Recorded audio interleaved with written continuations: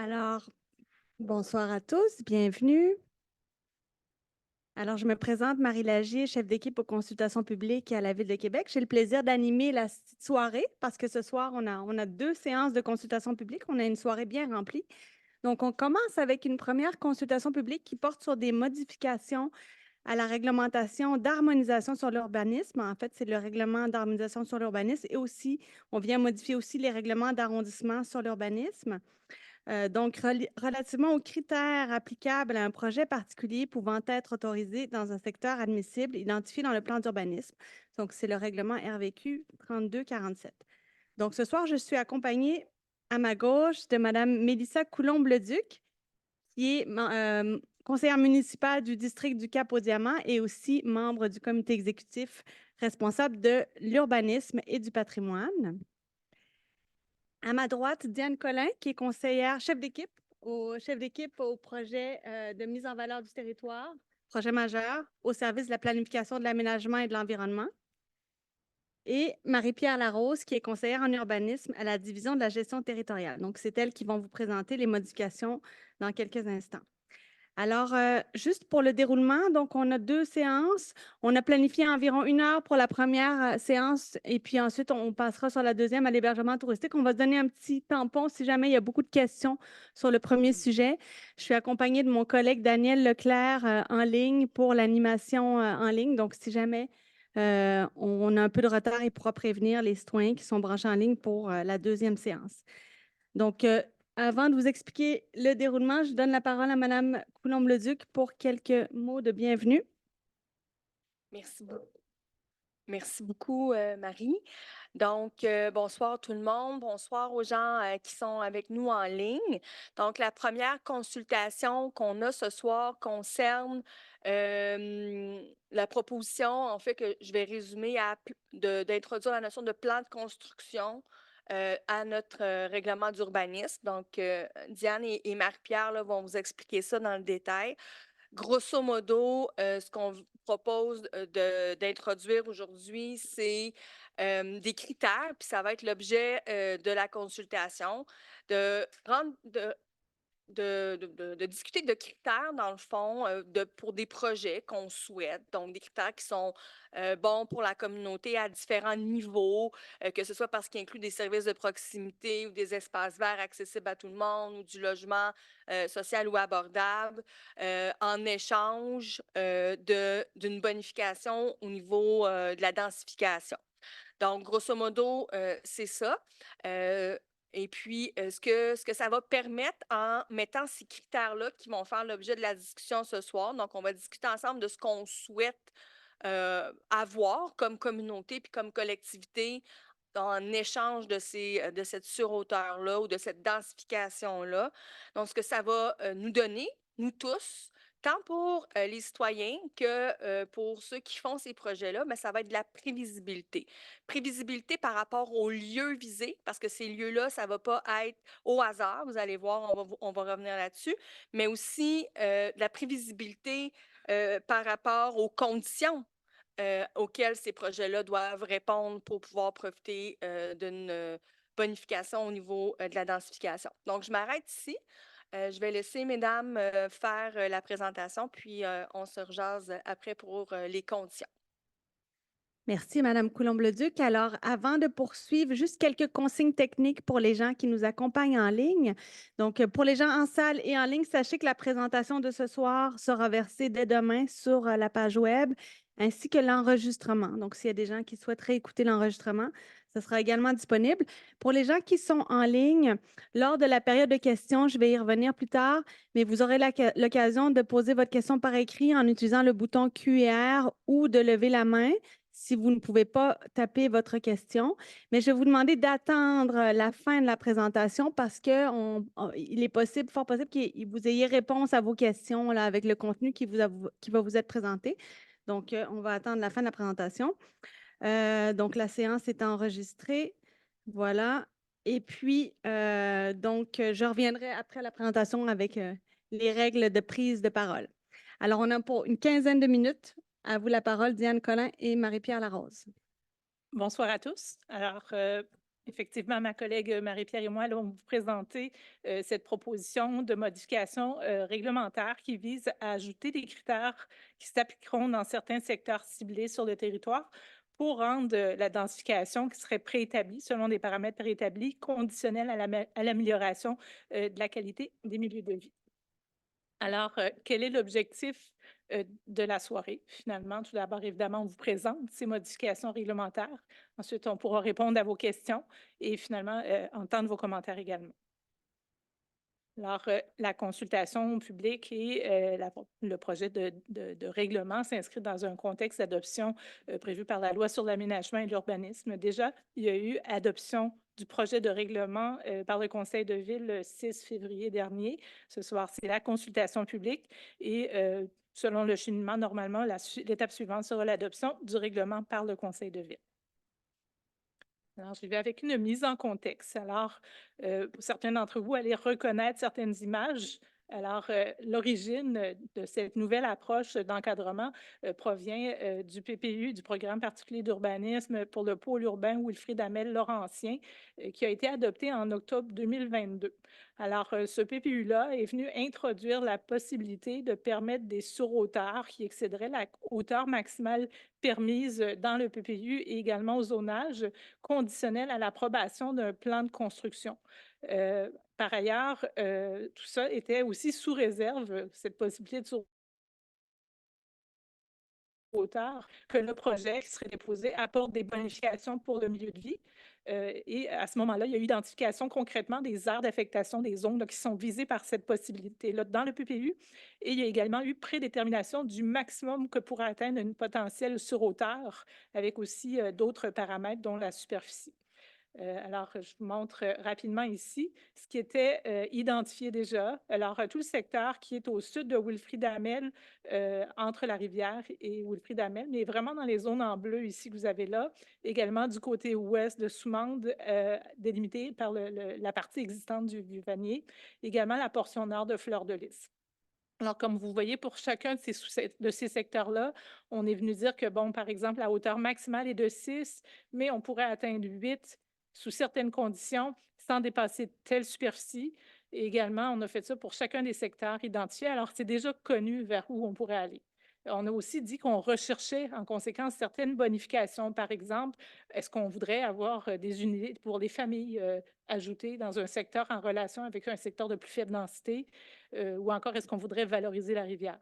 Alors, je vous donne quelques exemples qu'on peut retrouver en termes de bonification. Alors, on pourrait souhaiter retrouver dans un projet ou reconnaître que le projet permet d'offrir des habitations et des logements variés. À titre d'exemple, on peut retrouver dans un projet des typologies différentes, des formes, des modes de tenure aussi, des densités variées, un ensemble d'éléments qui fait qu'on répondrait à des besoins de différents ménages, également différents budgets. Alors, on peut également penser à la possibilité que certains promoteurs pourraient proposer des logements abordables dans une unité, dans un projet, ce qui pourrait être considéré comme un élément positif dans le milieu.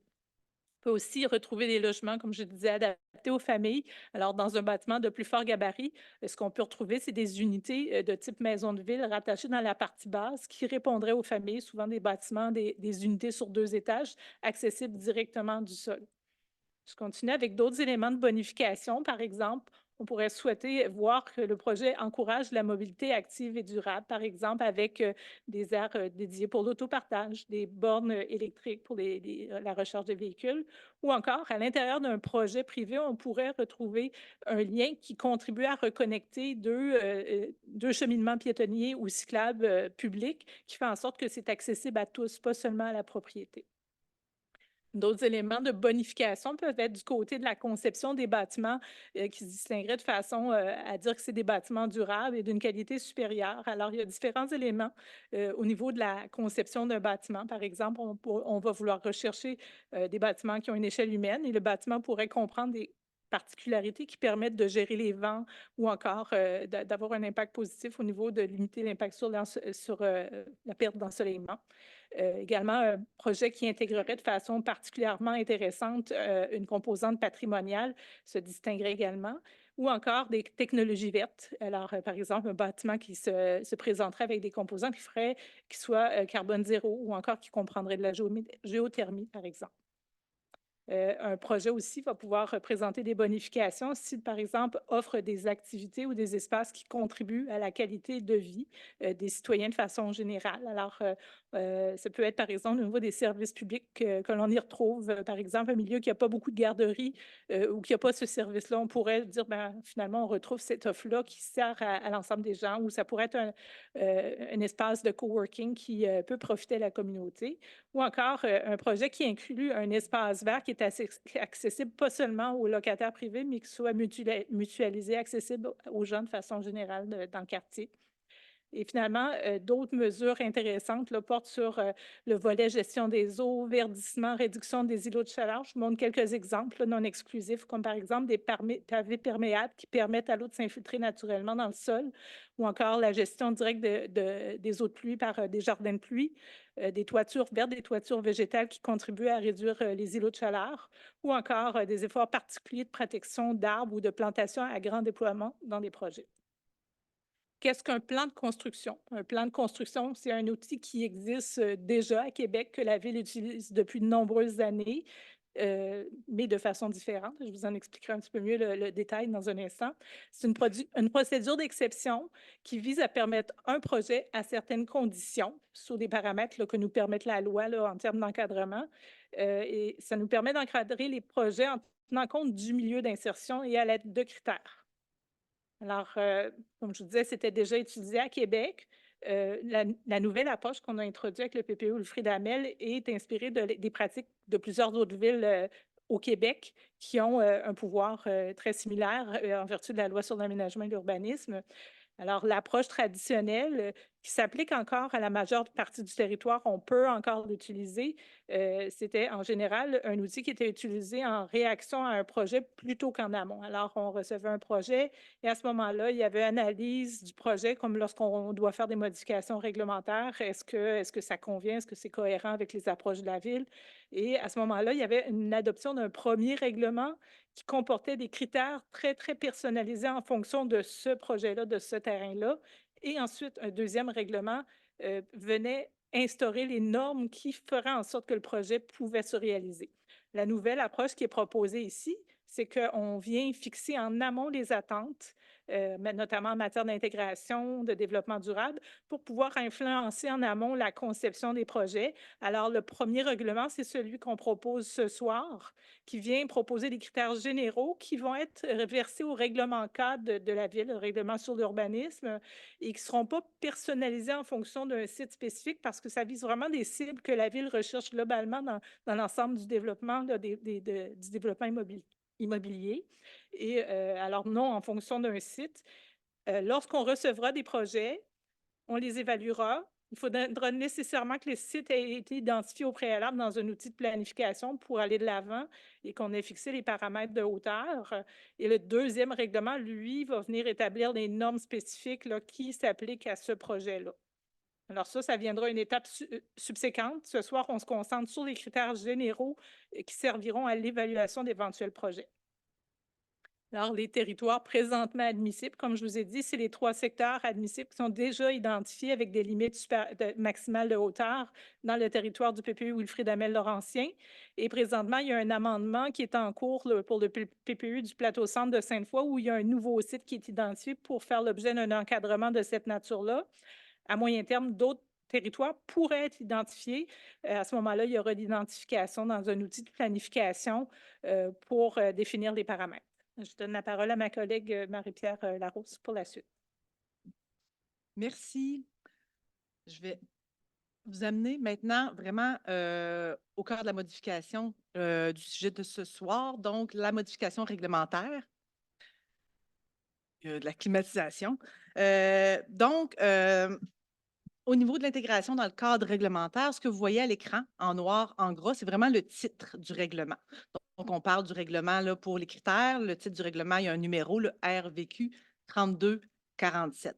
Donc, c'est le règlement qui porte sur la consultation de ce soir et c'est dans ce règlement où on va insérer des critères dans notre règlement, on appelle notre règlement cadre sur l'urbanisme, donc le règlement d'harmonisation sur l'urbanisme, donc celui qui dicte les normes de l'urbanisme sur la Ville de Québec.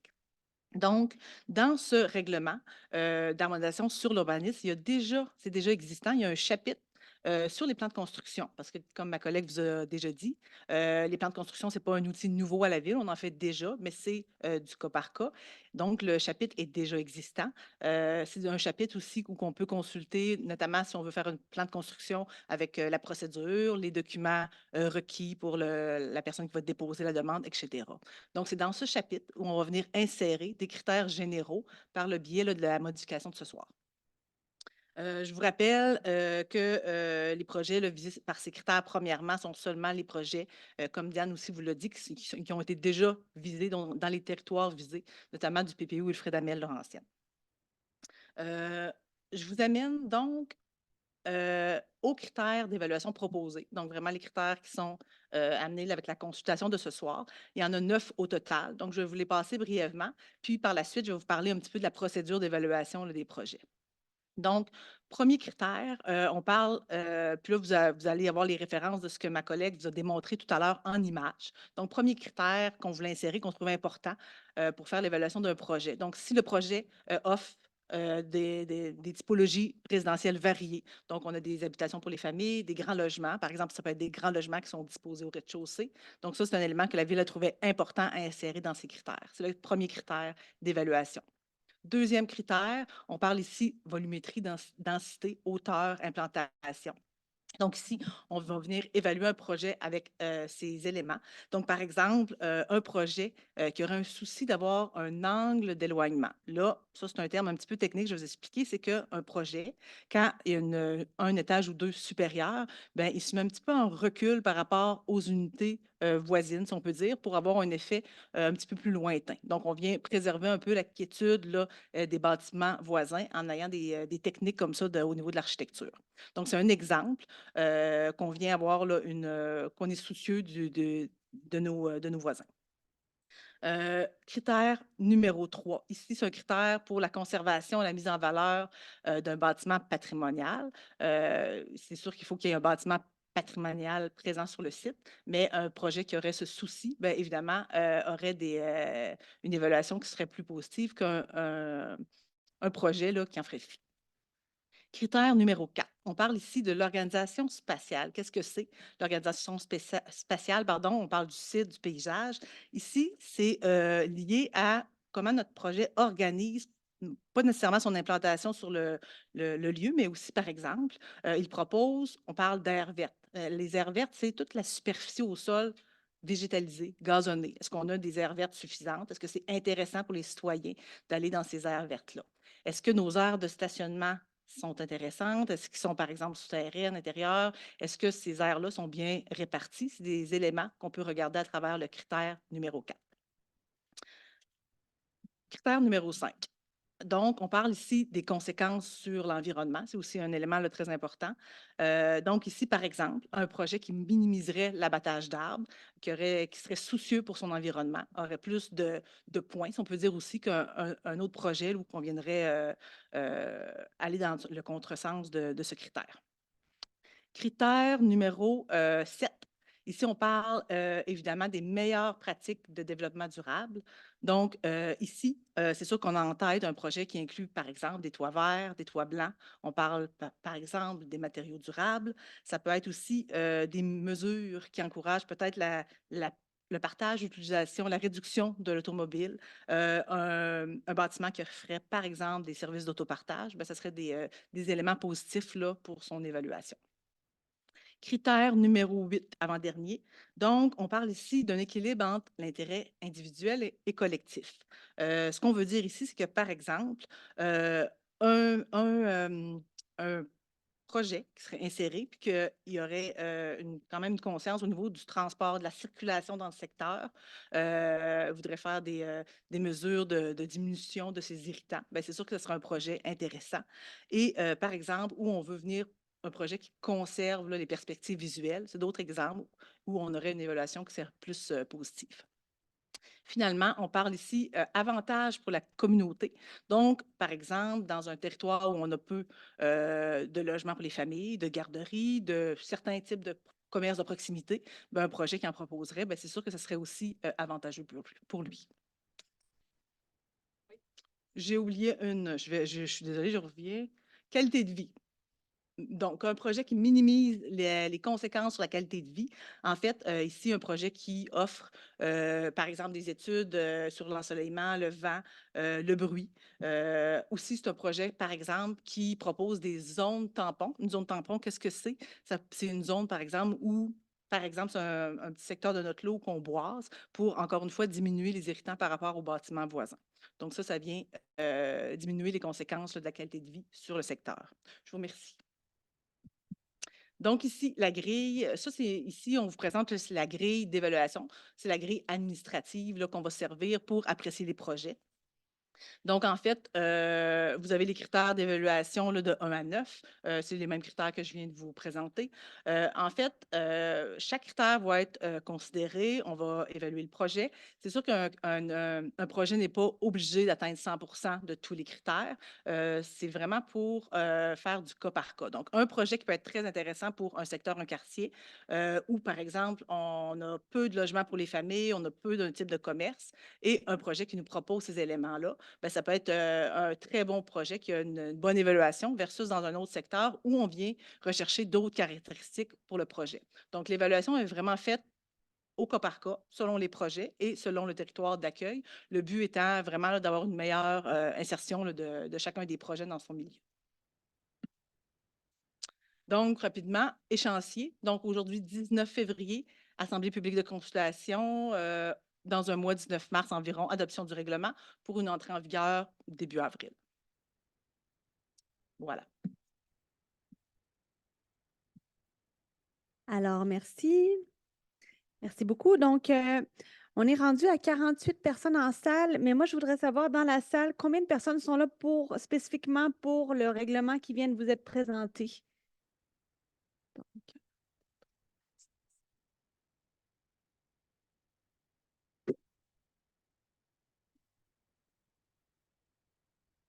OK, donc environ 35 personnes, c'est bon. Parce qu'il y a une consultation après, donc c'est juste pour nos chiffres de participation. Donc, environ 35 personnes pour le règlement là, sur les critères. Et puis, en ligne, on a 84 participants. Alors, je vous explique comment on va fonctionner. Donc, on a beaucoup plus de gens en ligne qu'en salle, vous comprenez? Donc, c'est sûr que c'est un règlement qui touche les règles d'harmonisation pour toute la ville. Donc, c'est pour ça qu'on a privilégié d'avoir aussi une séance en ligne pour permettre au plus grand nombre de gens de participer. Alors, pour les gens en ligne, on va privilégier l'outil QR pour poser vos questions. Puis, c'est mon collègue Daniel Leclerc qui va les lire. Si on a beaucoup de questions, c'est possible qu'on réponde à certaines par écrit ou qu'on fasse le suivi par la suite là, dans les prochains jours si on n'est pas capable de traiter toutes les questions ce soir. Si vous avez des commentaires, vous pouvez aussi nous les écrire dans l'outil QR. Tout ça sera consigné de toute façon dans le rapport de consultation publique qui sera déposé là, aux élus et aux professionnels de l'aménagement du territoire.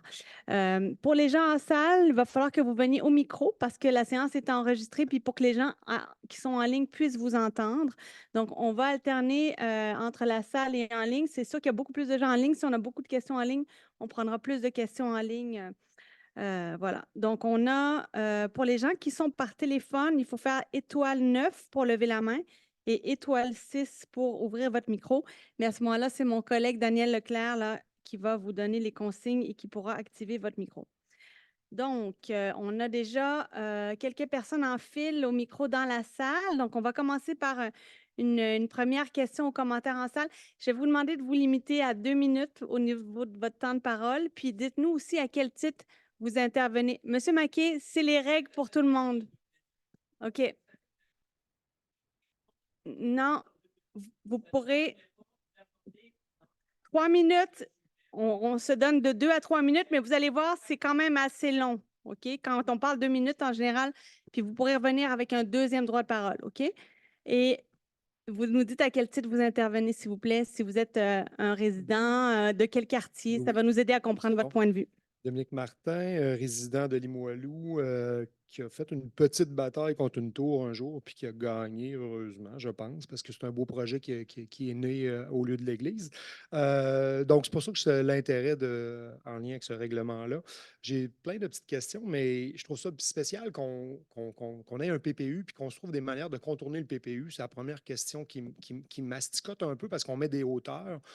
Puis après ça, ben, on dirait qu'on encourage à les dépasser pour des nananes qu'on va se faire offrir en rétrospect. Donc, c'est un questionnement que j'ai. Puis ben, le PPU, il est très prévisible, là, donc je ne vois pas pourquoi un plan de construction a besoin de ça. Ça me questionne un peu. Puis ben, je trouve que quand on ne respecte pas le PPU, ben, on encourage un peu la spéculation parce qu'on peut monter plus haut.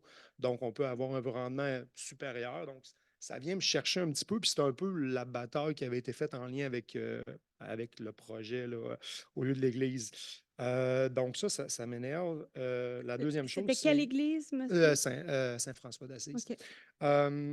L'autre chose, c'est ben, je vois la densification au centre-ville, je la trouve intéressante, nécessaire à petite échelle, mais je ne vois rien dans deuxième couronne. Puis tant qu'à moi, là où il y a des gains réels à faire au niveau de tout ça, ben, c'est là, puis on ne s'y attaque pas du tout. Il manque un peu de courage là-dedans. Puis là, ce n'est pas vous, là, mais c'est le règlement. Je pense que c'est là qu'il va y avoir des gains réels, puis c'est là, après ça, qu'on va pouvoir rentrer du transport en commun plus efficace, etc. Donc, je trouve qu'il y a un peu d'incohérence à ce niveau-là. Deuxième chose, on permet aussi, dépendamment des commerces qui vont se mettre là, c'est dans la ligne, mais je veux dire, un commerce, ça change. Je veux dire, une garderie, ça se ferme. Je trouve que de monter des étages, puis après ça, 3 ans après, ça ferme, bon, ça peut être questionnant. Donc, c'est un peu tout ça mon questionnement. Je vois que c'est déjà tout canné, puis que ça va passer probablement, mais je trouve ça un peu particulier Alors, qu'on soit rendu là, puis moi, je ne le savais pas, je viens de voir. alors Bonne on soirée. va clarifier tout de suite. Parfait. Puis vous voyez, vous avez pris 1 minute 45. Hey, bon, ben, C'est bon. OK. Alors, on va clarifier tout de suite la question des PPU parce Oui. que c'est important pour éviter là, la mauvaise compréhension pour tous. Oui, ben, je pense qu'il faut tout d'abord, si on regarde le cas spécifique du PPU Wilfrid Hamel, il y a eu des consultations. La première mouture qui avait été présentée, les gabarits étaient plus importants. Dans tous ces secteurs-là qui ont été identifiés, on a attendu les commentaires des citoyens, ça a été analysé. Globalement, ça a été considéré par les élus également. Puis, en réponse aux demandes, ben, on a baissé la hauteur et on a dit s'il y avait des surhauteurs, elles seront préannoncées à l'avance, ce qui est déjà déterminé dans le PPU. Et il faudra vraiment qu'on puisse évaluer. On vous a montré des exemples très nichés là, dans la présentation parce qu'on n'est pas dans une approche si exhaustive, mais il faut, à la lumière des critères, qu'on soit en mesure de vraiment apprécier qu'il y a un gain significatif pour le milieu. Et là, ces surhauteurs qui ne sont pas inventés et sortis de nulle part, mais déjà annoncés, là, elles pourraient être accordées. Fait que c'est déjà ça que je pourrais préciser. Et partout ailleurs où on voudrait faire la même chose dans un territoire de PPU, ce sera déjà évalué en amont et il y aura d'autres étapes après les critères pour représenter aux citoyens le projet et le règlement et le faire adopter. Alors, d'autres consultations. Parfait. Merci. On va prendre une question en ligne. Daniel, donc, si tu peux nous lire une question. Oui, très bien. Une question de Nadia Aubin-Hort. Si on ne donne pas la note de passage à un projet et qu'on évalue les critères pour ce projet seulement, comment est-ce qu'on sort du cas par cas et comment est-ce qu'on détermine que le projet est acceptable?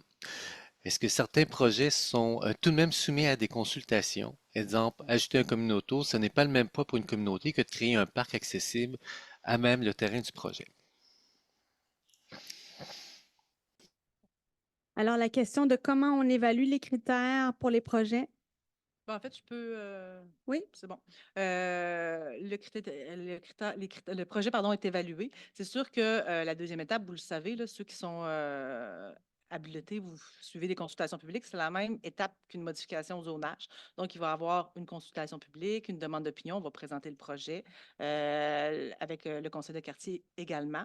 Et tout ça là, est susceptible d'approbation référendaire. C'est les mêmes étapes là, qu'une modification au zonage standard. L'évaluation des critères, ben, en fait, c'est sûr que nous, en amont, parfois, on rencontre les requérants, les promoteurs. Quand ils nous demandent ben, qu'est-ce qu'on peut faire pour le milieu, qu'est-ce qu'on peut faire, ben, nous, ça nous donne des bonnes idées aussi de lui demander en amont qu'il bonifie son projet, par exemple. Donc, des projets sont souvent, ils peuvent être bonifiés là, avant d'être présentés, évidemment. Donc, on fait travailler le promoteur pour avoir un projet le meilleur possible pour qu'il puisse évidemment passer là, l'évaluation des critères. Parfait. Puis en lien avec ça, il y a une question de Marjorie Ramirez qui demande la grille d'évaluation présente des cotations quantitatives pour l'évaluation des projets. Comment chacun des critères sera coté, chiffré? Par exemple, comment on va évaluer ce qui est une offre résidentielle variée, combien de 5,5, 6,5 par exemple sur le total? Peut-être qu'on peut remontrer la grille. Oui, en fait, c'est vraiment la même. On a à la Ville, là, une habilité de travailler avec des critères qu'on appelle des critères qualitatifs ou discrétionnaires. Là, ici, on n'est pas dans les normes. Une norme, c'est noir ou blanc. Ici, ça nous permet qu'un projet qui soit porteur dans un secteur, mais peut-être qu'il y aurait un travail à faire pour être aussi avantageux dans un autre secteur. Attends, on va juste la oui. partager à l'écran pour les gens en la voit. ligne. Ah, Nous, on la non. voit, mais à la maison, ils ne la voient pas. D'accord. Oui, continue, Marie-Pierre. Donc, voilà. Juste la dernière phrase, peut-être de la Alors, question. c'était la question de la pondération. Comment on va faire Oui, pour ben, évaluer? c'est vraiment du qualitatif, puis c'est vraiment dans le même style que nos plans d'implantation et d'intégration architecturale. Nos équipes sont habituées, par exemple, de travailler avec des critères plutôt qualitatifs. Donc, c'est des outils discrétionnaires, en fait, qui sont dans notre boîte à outils. Donc, on a autant des normes quand on vient en modification de zonage. Des fois, on ajoute des normes qui sont plutôt normatives, mais on a aussi des outils discrétionnaires qui servent plus à évaluer qualitativement un projet. Parfait. Merci. On va continuer en salle. Bonsoir, monsieur. Bienvenue. Bonsoir. Mon nom, c'est Charles Olivier. J'habite le quartier Saint-Sauveur, mais sinon, je suis organisateur communautaire au Comité logement d'aide de Québec-Ouest, situé à Sainte-Foy. J'avais plusieurs petites questions, puis quitte à faire un peu comme les journalistes, puis reposer toujours la même question. Mais n'empêche que je trouve que tant qu'à se donner des critères, me semble. En tout cas, je me demande pourquoi ils sont aussi vagues. Là, c'est assez vague, là, un équilibre entre le collectif et l'individuel. C'est assez vague aussi ce qui est une offre résidentielle variée. Puis je comprends que dans les documents qui ont été fournis sur la fiche là, disponible sur Internet, il y a comme des exemples. Vous avez même fourni des exemples. Mais ces exemples-là, ils sont où? Pourquoi on ne les intègre pas au règlement, d'une part? Puis ensuite, pour les exemples bien spécifiques dans ce document-là, il y a, par exemple, là, pour le critère, le projet contribue à l'offre résidentielle variée, il y a l'exemple favoriser une mixité sociale en intégrant des logements sociaux et abordables. Bon, nous, les comités logement, en général, on s'inquiète là, quand on voit ce genre de truc-là parce que c'est justement très vague. Puis les logements abordables, ça commence à avoir le dos large. Là. À Sainte-Foy, c'est des 3,5 à 1 300. Ben, c'est ça, des 3,5 à 1 200, 1 300 $. C'est pas très abordable, nous, on trouve. Donc c'est ça. Des fois, les critères peuvent avoir le dos large. Là, finalement, on dit qu'on fait confiance aux, aux gens du service de l'urbanisme et tout ça, de faire preuve de discrétion pour l'application de ces critères-là. Je veux bien, mais pourquoi on se les donne, ces critères-là, si finalement on va faire confiance aux fonctionnaires finalement les appliquer?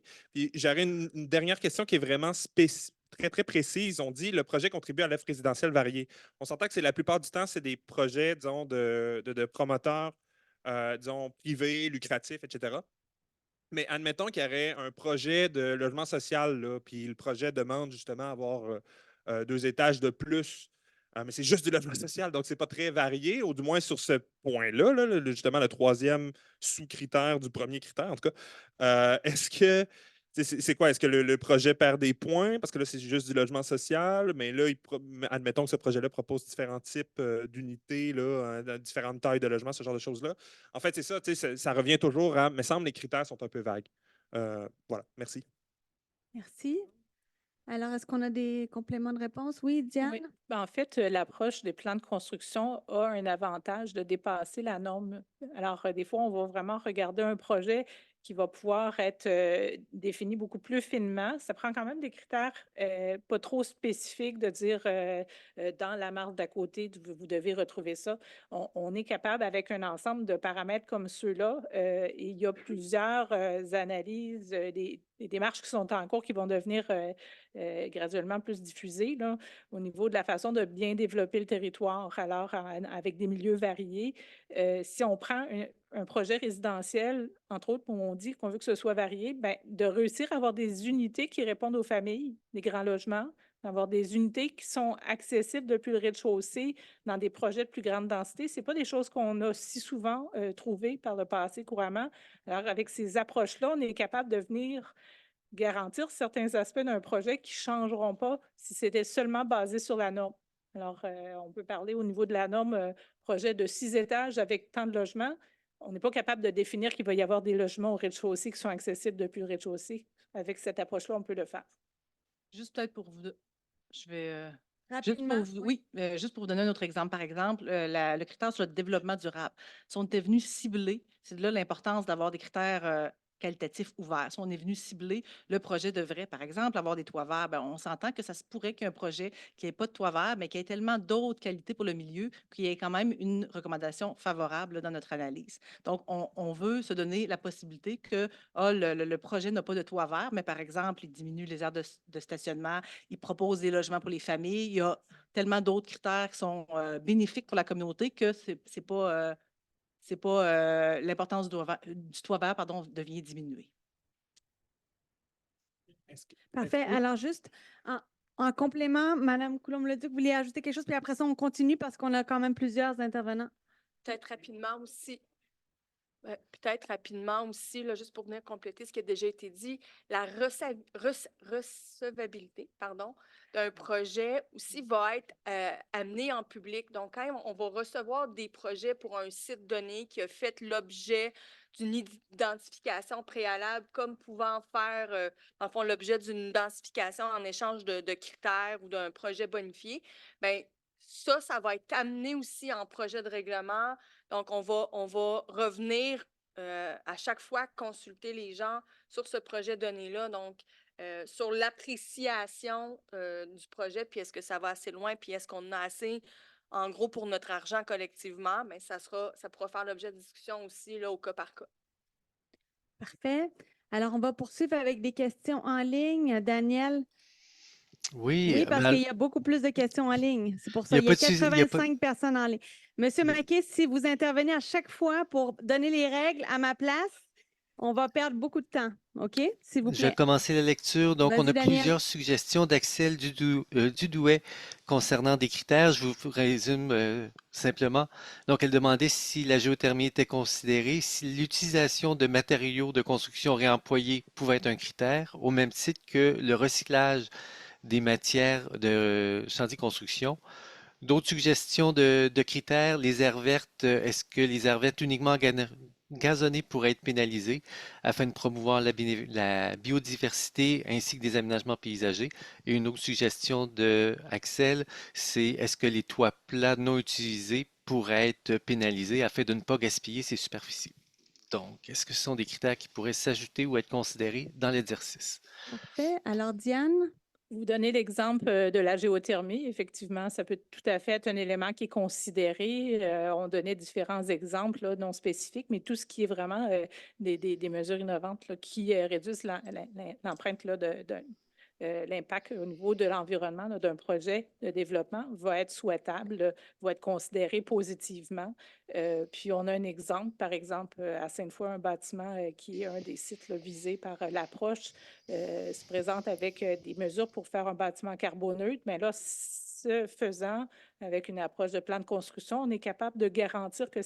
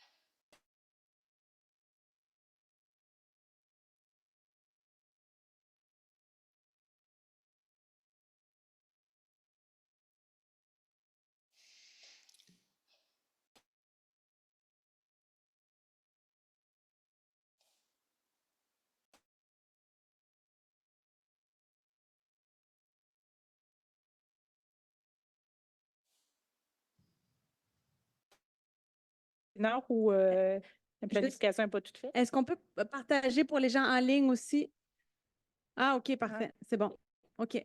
D'accord. Ben, c'est correct. Au moins pour les gens en salle, allez-y. Okay. Ouais. Vous avez la portion nord de Fleur de Lys. pour lequel, ouvertement, là, la Ville avait dit qu'il y avait encore de la réflexion à faire sur la nature du développement qui allait être là. C'était plus connu dans la portion sud, alors on a mis l'approche de plan de construction. Il y a eu l'approche entre Soumande et le Vieux-Vanier, là, c'est tout. Si ça devait évoluer, il y aurait, entre autres, à cet endroit-là, quelque chose d'intéressant d'avoir des gabarits à l'échelle du Vieux-Vanier versus la hauteur plus du côté de Soumande. Puis le secteur au sud de Wilfrid Hamel, en bordure de la rivière, mais qui arrête avant. Parce que là, c'est Monseigneur Plessis ouais, qui est là, non? Oui, C'est c'est ça. Ici, c'est Monseigneur Plessis. C'est ici, oui. OK. C'était un peu petit.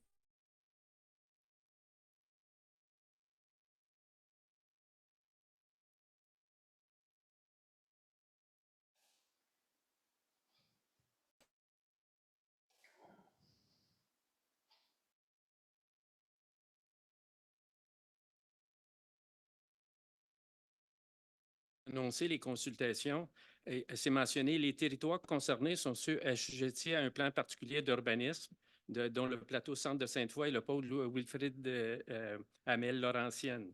Le communiqué dit « La Ville poursuit son analyse afin d'identifier d'autres secteurs afin d'y appliquer cette procédure d'exception. » Mais si on se rend jusqu'au règlement, on voit qu'il modifie les règlements des arrondissements Charlebourg, Beauport, Cité-les-Moilous et Haute-Saint-Charles. Donc, j'aimerais éventuellement avoir une réponse. C'est ça. Qu'est-ce qui est touché? Vous avez parlé des hauteurs ici pour Wilfrid Hamel-Laurentienne. Vous n'avez pas parlé des hauteurs qui sont permises pour Sainte-Foy. On sait qu'il y a eu quand même tout un brouhaha, c'est ça. Les citoyens avaient accepté 25 étages de peine et de misère. C'est ça le compromis. Monsieur Labombe, c'est ça, avait foutu tout ça en l'air pour permettre la construction du phare. Alors, quelle est la situation? Alors, moi, dans le quartier Montcalm, on a vécu des cas de cas particuliers, mais qui ressemblent à la procédure que vous voulez étendre. Par exemple, le vitrail. Pour sauver 2 bâtiments patrimoniaux, c'est ça, on a permis la construction, on a ajouté des étages pour l'édifice, le vitrail en arrière de ces 2 bâtiments-là. On a permis 7 étages. Avec une ruelle étroite et des bâtiments sur la rue des Franciscains de 3 étages. Alors, quand vous parlez, c'est ça, de la cohabitation harmonieuse, c'est ça, donc là, ce n'est pas le cas du tout. Il y a l'ensoleillement, il n'y en a plus, c'est ça, sur la rue des Franciscains. Alors, puis, qu'est-ce qu'on a eu en plus, c'est que pour changer le zonage-là, vous avez changé aussi le zonage des bâtiments autour, parce que c'était dit à ce moment-là qu'il ne fallait pas faire du spot zoning, juste un cas particulier. Là, vous êtes en train de dire, là, on devrait faire, c'est ça, du spot zoning, là, mais bon. Alors, ça a permis, par exemple, le bâtiment quartier Rive-Gauche, qui est d'une architecture banale, ça ne se peut pas. C'est ça qui n'ajoute rien au quartier. Et il y a un autre bâtiment qui est en construction actuellement, où était l'ancien garage Bérubé. C'est ça, où le bâtiment occupe tout l'espace. C'est ça, de trottoir à trottoir à trottoir. C'est ça, il n'y a pas de normes. Donc, j'aimerais savoir, Mme Coulombe avait dit, c'est ça que les bonifications, dans son mot de bienvenue, ça pouvait parler de densification.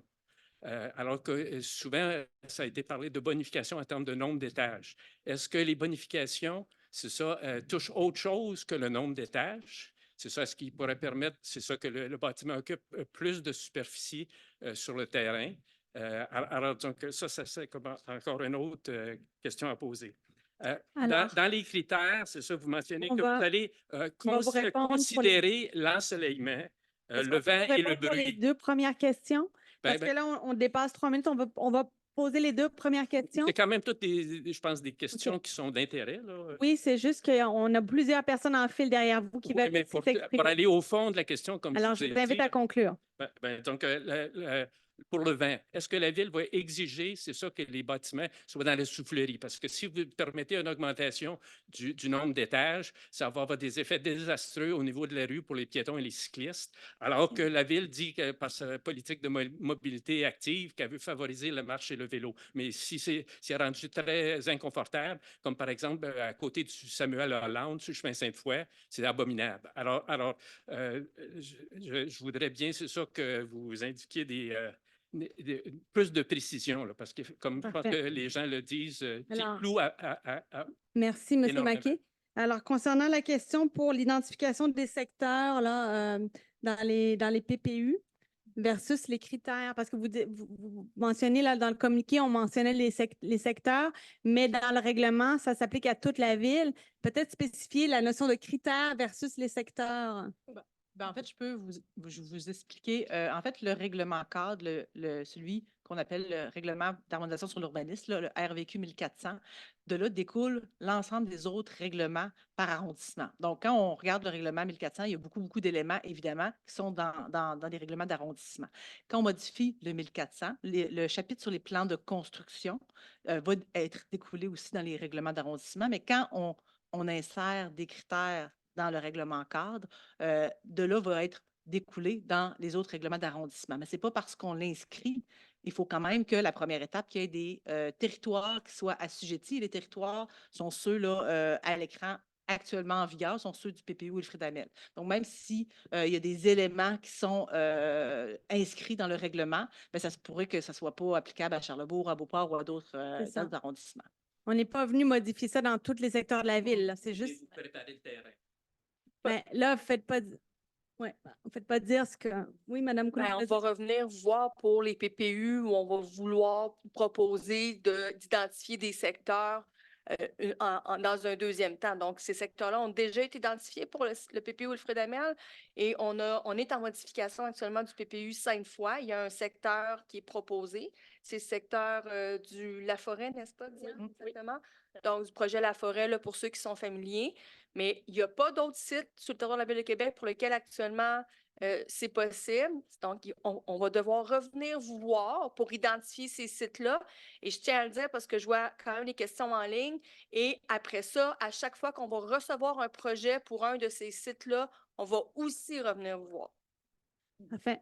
Donc, oui, Diane, rapidement. Très rapidement, pour dire que des critères qu'ils soient adoptés dans le règlement cadre, bon, la Ville a son règlement cadre et qui se réplique dans chacun des arrondissements, qu'il y ait des règlements qui balisent l'analyse, l'évaluation éventuelle de sites qui seraient assujettis, ce n'est pas quelque chose hors de l'ordinaire, parce qu'on vous parlait de l'approche qui est dans plusieurs autres villes. Vous voyez la liste de plusieurs villes partout au Québec, lorsque c'est appliqué, cette approche-là, qui s'appelait un peu différemment, c'est exactement le même outil sur les PPC-moi, bien, à ce moment-là, les critères sont déjà dans leur règlement cadre. Il faut assujettir un site à l'approche ensuite et il faut encore un deuxième règlement. Alors, ça n'a pas d'impact sans être identifié comme un territoire assujetti. Parfait, merci. On poursuit avec des questions en ligne. Ils n'ont pas répondu à plusieurs des questions que j'ai posées. Par exemple, est-ce que la bonification s'applique à autre chose que la hauteur? Bien, on vous a présenté tous les critères, là. Non, tous les critères. Ça, c'est les critères qui permettent d'évaluer le projet, mais vous avez très peu parlé de c'est quoi la bonification. Ben, en fait, ce que vous voulez dire peut-être au niveau de la densité, c'est les surhauteurs, donc le nombre d'étages qui est identifié. Vous voyez, non, je vais vous montrer la carte. Vous voyez les secteurs. Donc, c'est vraiment les secteurs en orange, là. Hop, ici. Donc, bon, vous voyez, c'est marqué. Premier secteur, par exemple, à la grille, c'est 6 étages. Bien là, on peut faire jusqu'à 8 si on respecte ces critères. Mais est-ce que bonification s'applique uniquement sur la hauteur? Parce que Mme Coulombe-Leduc, c'est ça, a parlé de bonification, de densification, qui pourrait toucher d'autres éléments d'un édifice. On peut ne pas prendre seulement le terme bonification. Alors, c'est un projet particulier qui est présenté, qui pourrait avoir certains éléments pas conformes. Par exemple, il pourrait y avoir tel usage qui manque. Ou on pourrait demander beaucoup de stationnement, mais eux, ils voudraient être plus durables et viser à fournir moins de stationnement, mais prévoir de l'autopartage puis d'autres mesures comme ça.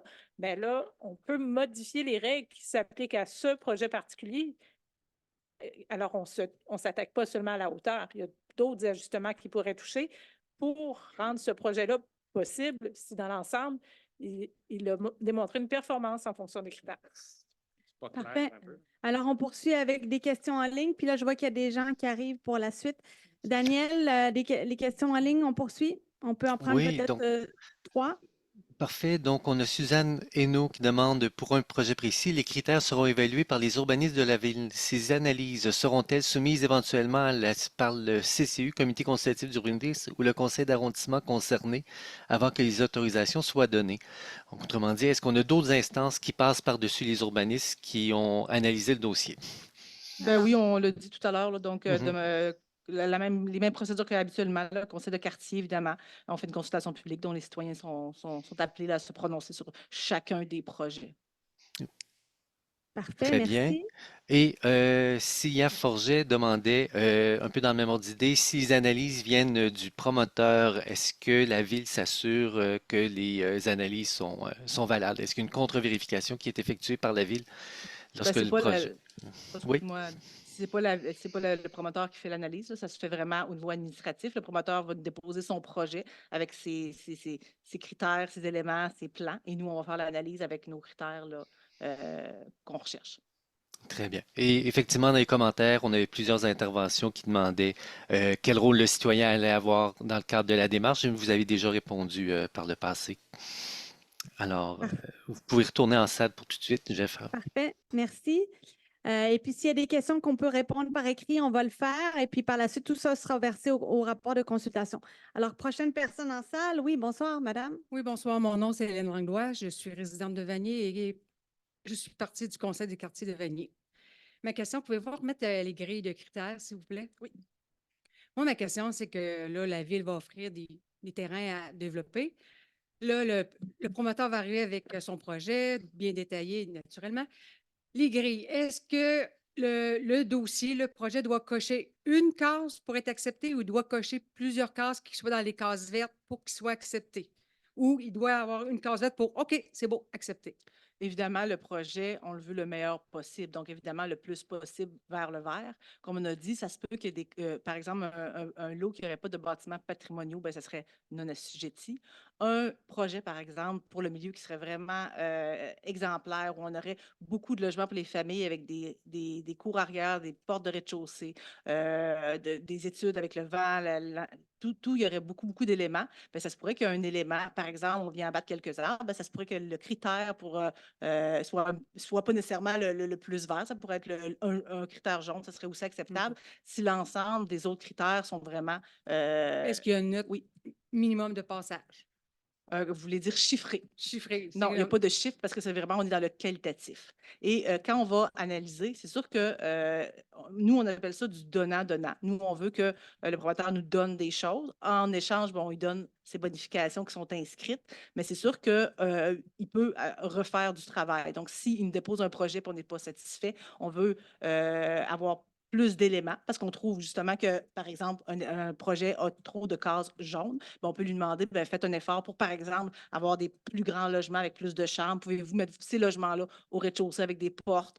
Pouvez-vous avoir une plus grande superficie d'air verte? Pouvez-vous, c'est on appelle ça Donc, du donnant-donnant. ça élimine des constructions peut-être de 12 étages avec très peu de gazon puis des choses Voilà. comme ça. Ça élimine peut-être des choses. OK, merci. Parfait, merci. On continue avec une autre personne en salle. Oui, madame Lavaux du conseil des quartiers de Vanier. Ben, merci de m'avoir présenté. Je suis bien connue, il faut croire. D'abord, c'est totalement inadmissible que la Ville n'accorde qu'une période de 60 minutes, incluant sa propre présentation, pour consulter la population sur des critères qualitatifs pour favoriser la densification tout en améliorant la qualité des milieux dans certains secteurs ciblés, lequel peut avoir un grand impact sur le milieu de vie des zones touchées. Le règlement sur la politique de participation publique de la Ville, à l'article 7, qui, dans la partie qui est complémentaire en matière d'urbanisme, il est clairement écrit que la Ville entend généralement soumettre à une mesure de participation active. C'est quoi une mesure de participation active? C'est votre Alors, définition, là? Oui, Toute mesure qui vise à engager activement les personnes intéressées et à leur reconnaître la possibilité de fournir un apport dans le processus décisionnel relatif à un acte. Et je n'ai pas l'impression que c'est ça qu'on vit ce soir. Alors, Mes questions. J'ai 4 petites questions. 30 à 45 minutes de droit de parole est suffisant pour vous pour prétendre à une mesure de participation publique? Certainement pas pour moi, en tout cas.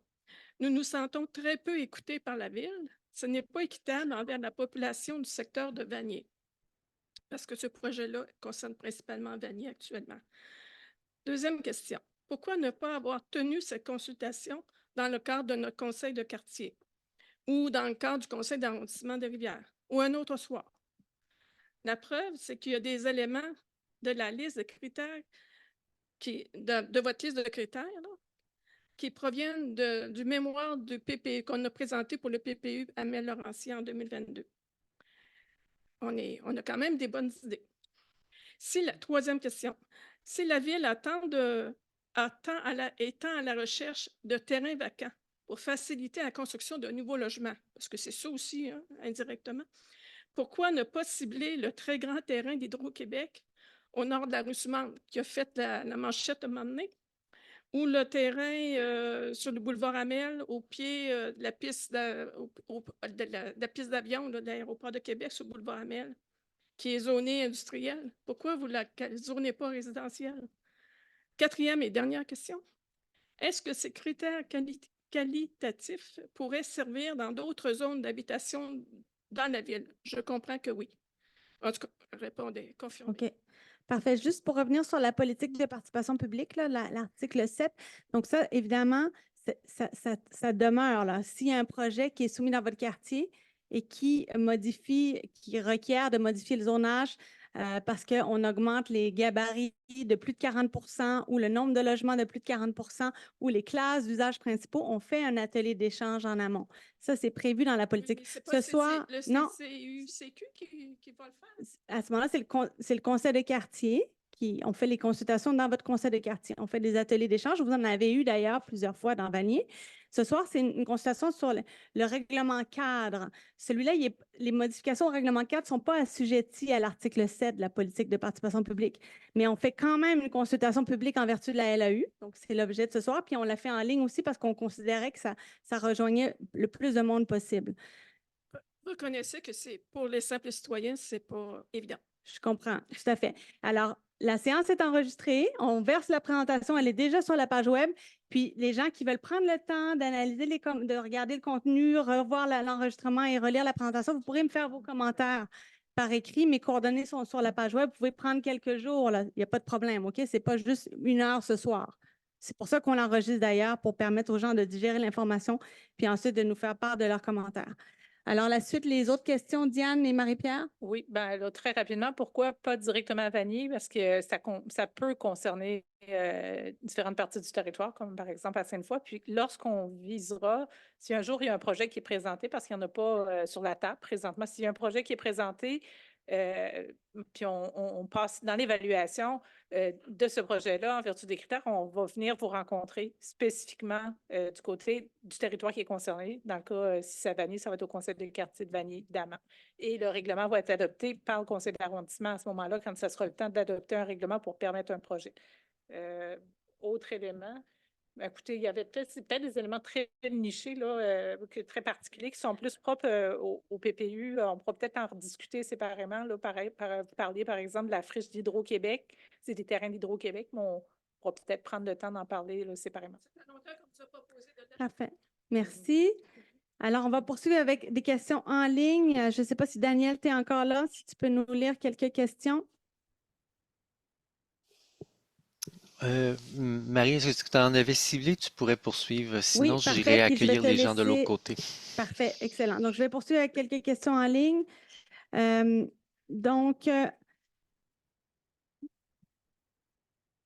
OK. On a des questions. Donc, j'ai de la difficulté à faire le tri dans les questions. Je vais y aller en salle avec la dame qui attendait. Oui, venez, madame, approchez-vous du micro. Bon, mon nom est Marie Bouchard, Montcalm. C'est haut, ça. Bon, alors moi, je vais être rapide. parce qu'il y a plusieurs des remarques ou questions que je voulais poser qui ont déjà été traitées. Ça fait que je ne répéterai pas tout ça. Mon seul commentaire que je veux rajouter, c'est que je suis extrêmement heureuse que la ville ait projette un règlement comme ça, parce qu'il y a tellement d'horreurs qui ont été faites. Puis monsieur en a cité quelques-unes, là. Et enfin, qu'il y aurait un règlement qui permettrait d'avoir une densification avec une qualité de vie. Alors, c'est mon seul commentaire. C'est Parfait. rapide, hein? Merci beaucoup. Merci. Alors, pendant que je continue à trier les questions, monsieur suivant, vous pouvez venir au micro. Bonsoir, je ne serai pas long, je l'ai chronométré, c'est en bas de 2 minutes. Comment vous vous appelez? Puis de quel Rénal secteur? Desrochers, Sainte-Foy. Parfait. Connaissez-vous le système d'indulgence créé par l'Église catholique en 1476? L'Église acceptait les dons en argent contre une réduction du temps passé au purgatoire causé par des comportements immoraux sur terre. Le système a connu son point culminant lors de la construction de la basilique Saint-Pierre par le pape Jules II. La basilique a été financée en grande partie par les dons de catholiques moyennant des indulgences. Le système d'indulgence est à la base du schisme de l'Église catholique protestante, puis les Lumières, qui ont à la base de la Révolution française, ont aussi dénoncé ce système-là. Nous sommes en face de votre projet qui donne aux promoteurs immobiliers la permission de ne pas suivre les règles d'urbanisme moyennant une contribution à des édifices verts. Je ne peux m'empêcher de faire l'analogie de votre projet avec le système d'indulgence de l'Église. La contribution étant des édifices plus verts ou d'autres critères généraux et l'indulgence étant la permission d'enfreindre les règlements d'urbanisme. Votre projet est ni plus ni moins un achat d'indulgence au plan d'urbanisme moyennant une contribution à la religion verte ou aux critères généraux qu'on ne connaît pas encore. Un tel raisonnement pouvait passer au Moyen Âge. Dans les années 2000, le peuple est trop éduqué pour ne pas voir la supercherie. Les édifices verts et l'urbanisme sont deux choses complètement distinctes. On ne peut pas favoriser le vert au détriment de l'urbanisme. À chaque fois que vous allez vouloir accorder des indulgences aux promoteurs, les citoyens vont être en désaccord. Ils ne comprendront pas le lien entre le vert et l'urbanisme. Et avec raison, parce qu'il n'y en a pas. Actuellement, vous avez un projet d'indulgence aux 1000 routes de l'Église. Vous s'accordez au projet Philippe III, 3 étages d'indulgence moyennant un toit vert. Sur la forêt, 7 étages de hauteur en plus pour un édifice carboneux. Merci de m'avoir écouté, au moins. Hein? Bonne soirée. Parfait, merci. Donc, on comprend que c'était concernant un projet spécifique. Merci. Oui, là, dans le PPU du Plateau-Centre de Sainte-Foy. On poursuit en salle. Oui, Monsieur Turgeon, présentez-vous. Alexandre Turgeon, arrondissement de la Cité-des-Moilous. Je comprenais de l'approche que ça ressemblait beaucoup à une approche de bonus zoning, même si vous le rattachez beaucoup au PPC-moi ou au règlement de construction à Québec. Vous me corrigerez déjà à cette étape-ci? Non? C'est ça. C'est ça? Ouais. Personnellement, je préfère de loin une approche de bonus zoning où on ne donne pas gratuitement la densité aux promoteurs, mais qu'on se donne un processus qui devrait, à mon sens, être davantage, puis c'est ça qu'on observe dans les villes qui le pratiquent comme Vancouver, une approche de négociation avec le promoteur qu'une approche d'évaluation. Ça m'apparaît tout à fait souhaitable. Moi, je pense qu'il y a des endroits où on a accordé des trop grandes densités, des trop grandes hauteurs sur le territoire. Je pense notamment au PPU Sainte-Foy, ça ne fait aucun sens pour moi qu'on permette jusqu'à 30 étages le long du boulevard Laurier. À mon sens, on est mieux de restreindre davantage les hauteurs autorisées de base et de permettre davantage de négociations pour que la plus-value et la contrepartie que le promoteur donne soit plus en accord avec les coûts et les investissements qu'il fait. Il y a certains des critères qui sont là, par contre, pour lesquels je me questionne, notamment la première partie du critère 2, la densité, la volumétrie, la hauteur et l'implantation du bâtiment sont compatibles avec l'environnement, le milieu environnement. Je me demande bien qu'est-ce qu'on va pouvoir faire, puis comment on va pouvoir densifier le territoire avec cette partie-là du critère. Et il y a d'autres critères qui, à mon sens, dans beaucoup d'autres législations municipales, font partie des normes minimales. D'avoir une toiture végétale, pour moi, personnellement, ça devrait être d'office. On l'exige à toutes les nouvelles constructions à Québec, indépendamment du fait que les promoteurs se plaignent des coûts associés à ce type de construction-là. Il y a des villes à travers le monde, il y a des pays, l'Allemagne entre autres, qui l'exigent sur toutes les nouvelles constructions depuis 25 ans. Il y a des critères donc que je trouve un peu trop faciles pour donner des gains en hauteur aux promoteurs. Le critère le plus intéressant pour moi, c'est le 9e. Les composantes présentent des avantages pour les communautés. Puis quand on parle d'avantages pour la communauté, on parle d'avantages qui ne sont pas sans coût pour le promoteur. Construire une bibliothèque de quartier à même le basilaire du bâtiment, construire une garderie pour les gens d'un quartier, et qu'en contrepartie, on donne quelques étages de plus, là, ça fait un peu plus de sens pour moi. Dernier commentaire, j'ai parlé du PPU Sainte-Foy. À Québec, pour moi, il y a les densités, les hauteurs permises sont généralement beaucoup trop faibles dans à peu près tous les quartiers, mais il y a quelques endroits où on les a montés dans le cadre d'adoption de PPU, notamment, principalement le PPU Sainte-Foy, qui pour moi, ça ne fait aucun sens. Un promoteur, un jour, dit au maire, le marché peut absorber 30 étages à Québec sans problème, puis pouf, on met 30 étages dans le règlement sans analyse économique. Je vous invite Et à à mon conclure. sens, si on veut aller vers une approche de bonus zoning, il faut aussi en contrepartie revoir les règles de zonage et des hauteurs permises de base au PPU Sainte-Foy et probablement revenir en deçà des anciennes règles qui étaient de 13 étages dans la ville de Sainte-Foy avant que le PPU Sainte-Foy soit adopté, puis qu'après ça, on procède à une négociation puis des contreparties qu'on pourrait donner dans ce secteur-là. La vision urbaine qui était exprimée dans ce PPU-là ne pourra jamais se réaliser.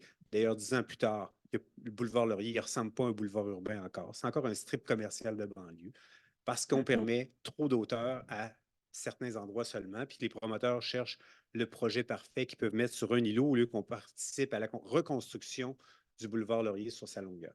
Merci. Parfait.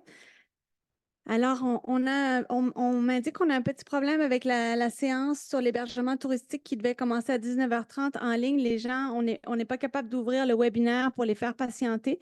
Donc, les gens se questionnent là s'il y a toujours une séance ou pas. Donc, on va se donner encore... on est un petit peu pressé par le temps. Je comprends. Monsieur Maquet, vous avez déjà pris la parole une première fois. Je vais lire des questions en ligne. Et puis ensuite, je vais laisser des gens qui ne se sont pas exprimés encore en salle. C'est une nouvelle règle que vous introduisez dans le déroulement de la soirée. Non, j'ai dit premier droit de parole. S'il nous reste du temps, on pourrait revenir. Alternance virtuelle C'est ce que en je fais. présence. Mais je prends plus de questions en ligne. Oui, mais là, vous me demandez de sauter mon tour. Alors, non, il y a des gens qui n'ont pas pris la parole encore ce soir. Oui. Je vais leur donner la priorité. En plus, alors, on a une question de Célia Forget. Comment s'assurer que les analyses effectuées en amont par les promoteurs visant à respecter la qualité de vie des milieux, ensoleillement, circulation sont fiables? Quel suivi la ville effectuera avec les promoteurs pour s'assurer qu'ils bonifieront réellement leurs projets? Y a-t-il des vérifications à la suite de la construction des projets? Ben, on veut tous répondre. Premièrement, l'analyse doit se faire au niveau des équipes à l'interne, donc pour évidemment là, avoir une bonne évaluation de chacun des critères. Et comme on a dit, le projet va être vu aussi en demande d'opinion, en consultation publique, etc. Donc, on pourra même revoir des bonifications s'il y a lieu, en gros. Parfait. Juste pour préciser, par exemple, en matière, par exemple, d'ensoleillement, il y a plusieurs territoires où on a des plus grands gabarits ou dans plusieurs secteurs planifiés où la commission d'urbanisme et de conservation est présente. Et parmi ces critères, il y a des paramètres concernant l'ensoleillement, les vents, et elle est en mesure de demander des études qui font les démonstrations. Parfait. Et on a ensuite une question de Diane Boudreau. Alors, j'y vais avec les gens qui n'ont pas pris la parole encore. Diane Boudreau, la densification permet de rentabiliser les infrastructures et les espaces publics. Monsieur Maquet, j'ai donné les règles au départ, c'est les mêmes pour tout le monde.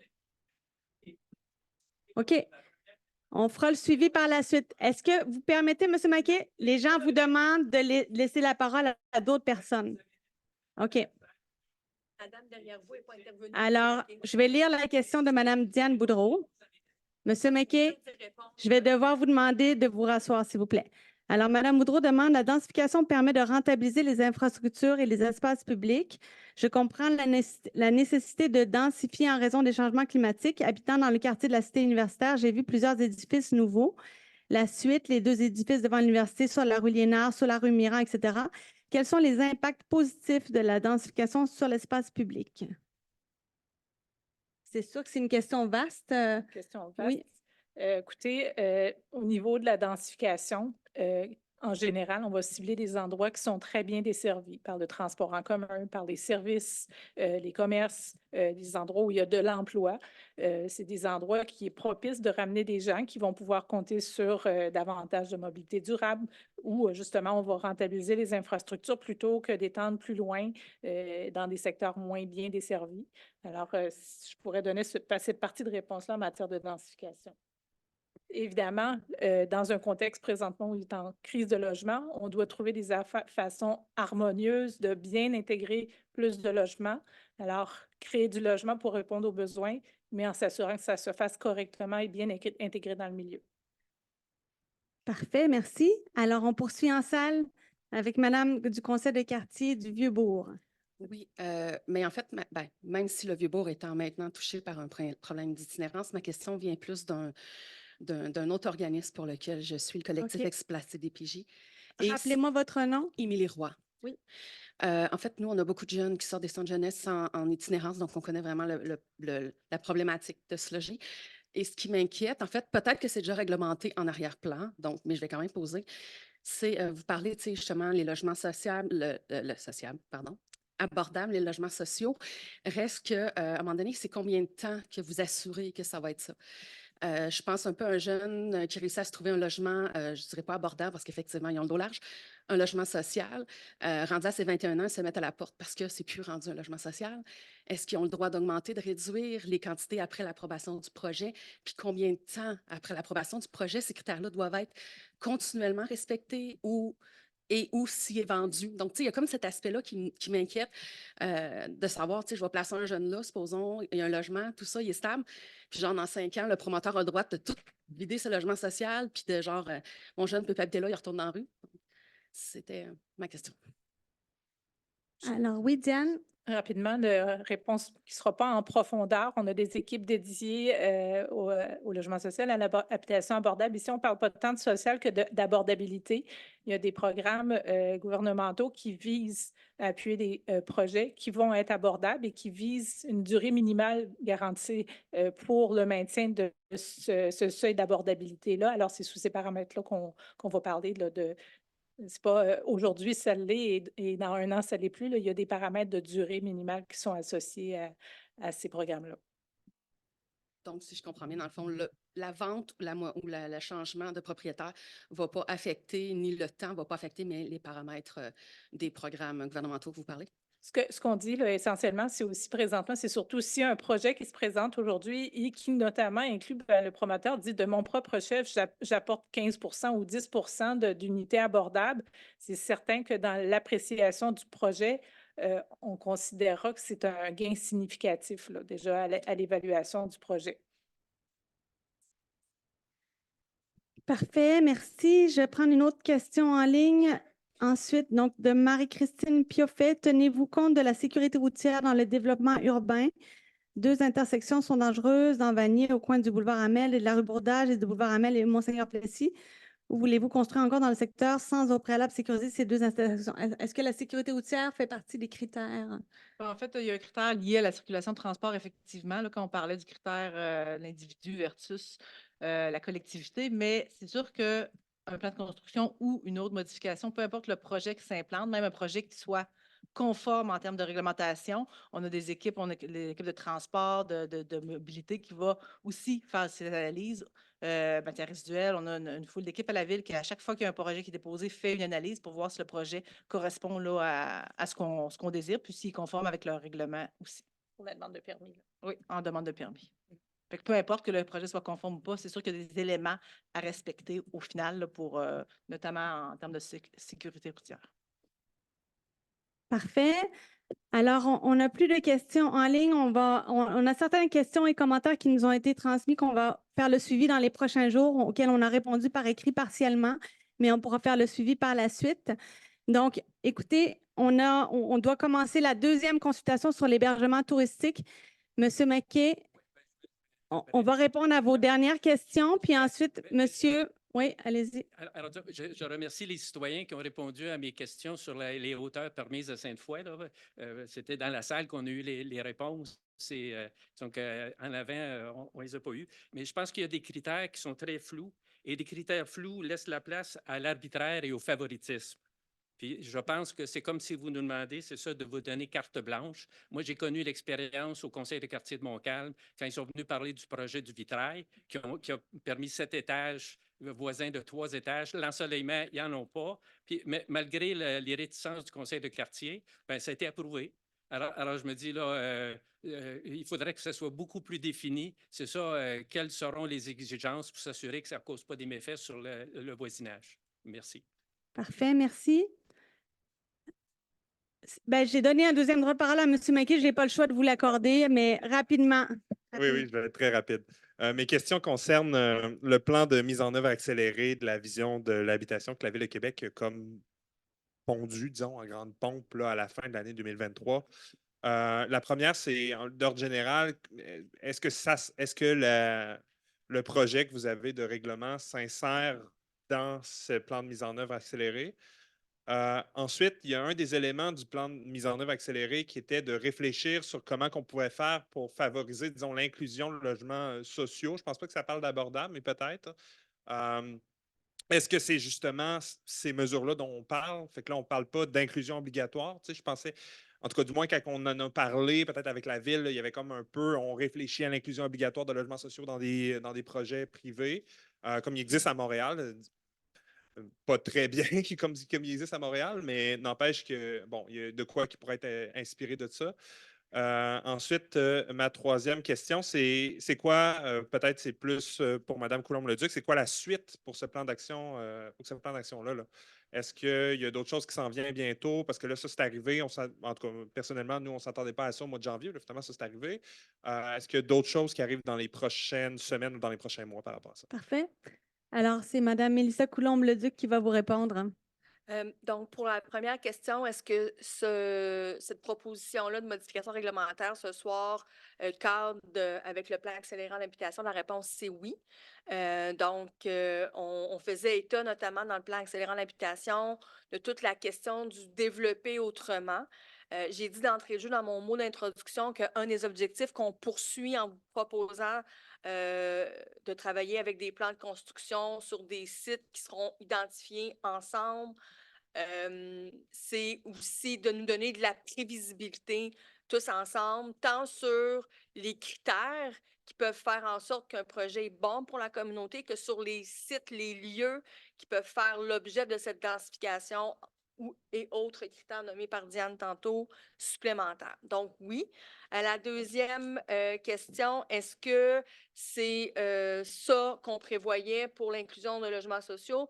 Ben, comme vous avez pu voir, ça fait partie des éléments qui peuvent faire l'objet qu'un projet est bon, mais il y aura, on est en réflexion là, par rapport à autre chose, avec bien sûr le cas d'espèce de Montréal. Puis, je suis contente que vous mentionniez que le cas à Montréal là, du 20-20-20 qu'on connaît, pour ceux qui s'y connaissent un peu, n'a pas montré beaucoup de résultats jusqu'à présent. Donc, on s'en inspire.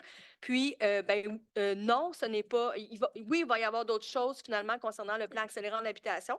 Alors, la consultation qui suit est l'action 15 du plan accéléré en habitation, qui vise à retirer du marché spéculatif et à venir protéger contre l'hébergement touristique illégal des unités d'habitation.